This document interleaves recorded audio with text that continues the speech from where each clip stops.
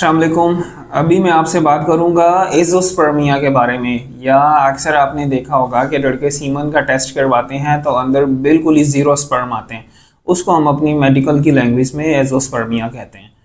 सबसे पहले तो अगर किसी भी लड़के को एज़ोस्पर्मिया डायग्नोस होता है तो इसमें परेशानी की ज़रूरत नहीं है। आजकल के दौर में हर चीज़ काबिल इलाज है। सेकेंडली, ये on the part of doctor या जो भी उसको बंदा ट्रीट कर रहा है, ये बहुत इंपॉर्टेंट है कि किसी एक ही लैब के रिज़ल्ट को जहन में रखते हुए उस लड़के को फौरी एज़ोस्पर्मिया लेबल ना कर दें। एक बहुत बड़ा तशखीस का हिस्सा है, बहुत बड़ा डायग्नोसिस है, और इसको कम से कम एक दफ़ा उसका सैंपल रिपीट करके सही तरीके से कलेक्ट करके प्रोसेस होना चाहिए। उसके बाद ये लेबल करें कि उसको वाकई ही एज़ोस्पर्मिया या एब्सेंट स्पर्म्स का मसला है। अब ब्रॉडली अगर इसकी दो तरह की सूरत हाल होती हैं, एज़ोस्पर्मिया की टाइप्स होती हैं।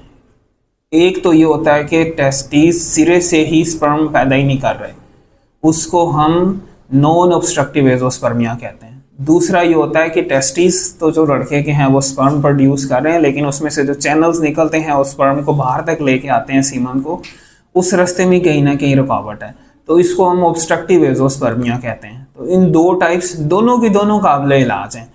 इनके तरीका इलाज मुख्तलिफ हो सकते हैं, जैसा कि नॉन ऑब्स्ट्रक्टिव एज़ोस्पर्मिया में कुछ दवाइयों का हम ऑप्शन ले सकते हैं।